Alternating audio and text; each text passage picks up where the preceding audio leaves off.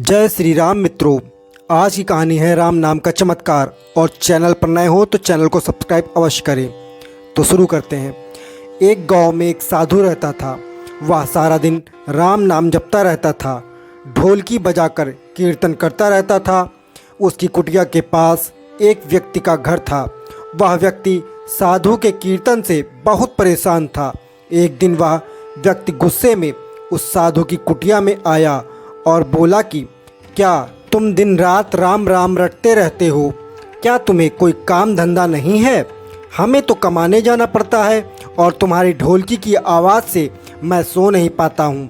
यह सुनकर साधु कहने लगा कि तुम भी मेरे साथ राम नाम जप करके देखो, तब तुम्हें पता चलेगा कि इसमें कितना आनंद आता है। उस व्यक्ति ने थोड़ा गुस्से में कहा कि अगर मैं तुम्हारे साथ राम नाम जपता हूँ तो क्या तुम्हारा राम मुझे खाना खिला देगा? साधु कहने लगा कि मुझे तो राम नाम की लगन लगी है और राम जी की कृपा से हर रोज भोजन मिल ही जाता है। तुम भी राम नाम जप कर देख लो, मुझे भरोसा है भगवान तुझे भी खाने को जरूर देंगे। वह आदमी उस साधु को चुनौती देता है कि मैं तुम्हारे साथ आज राम नाम का भजन करता हूँ। अगर तुम्हारे राम जी ने आज मुझे रोटी खिला दी तो मैं सारी उम्र राम की भक्ति में लगा दूंगा।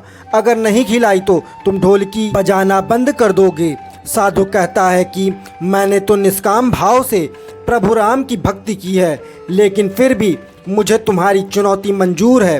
वह व्यक्ति साधु के साथ बैठकर राम राम का जप करता है और मन में यह निश्चय करता है कि चाहे कुछ भी हो जाए, आज भोजन नहीं करूँगा। देखता हूँ कि इसका राम मुझे भोजन कैसे कराता है। राम राम का भजन करने के बाद वह सोचता है कि अगर अब मैं अपने घर जाता हूँ तो मेरी माँ और पत्नी मुझे भोजन करने को कहेंगी, लेकिन मुझे साधु को चुनौती में हराना है। इसलिए मैं घर जाने की बजाय यहीं गांव के पास के जंगल में चला जाता हूँ। वह जंगल में जाकर एक पेड़ के ऊपर चढ़कर बैठ जाता है और सोचता है कि आज एक भी अन्न का दाना नहीं खाऊंगा और इस तरह मैं साधु को हरा दूंगा। कुछ देर बाद उस जंगल में एक बंजारों की टोली आती है। बंजारों को भूख लगी होती है। बंजारों का सरदार कहता है आज यहीं खाना बनाओ, खाना खाकर ही आगे जाएंगे। खाना जैसे ही बन जाता है कि इतनी देर में बंजारों को डाकुओं के आने की भनक लग जाती है। बंजारे अपना भोजन छोड़कर वहां से तुरंत चले जाते हैं। यह सब पेड़ पर बैठकर वह व्यक्ति देख रहा था। अचानक डाकू वहां पहुंचते हैं और उन्हें स्वादिष्ट भोजन की महक आती है और वे देखते हैं ताज़ा भोजन बना है। परंतु डाकू सोचते हैं कि यह भोजन किसने बनाया और खाया क्यों नहीं। डाकू सोचते हैं कि यह हमें फंसाने के लिए कहीं किसी की चाल तो नहीं, इस भोजन में जहर हो सकता है। डाकुओं की नज़र पेड़ पर बैठे उस व्यक्ति पर पड़ती है और डाकू समझ जाते हैं कि यह सब चाल इसी व्यक्ति की है।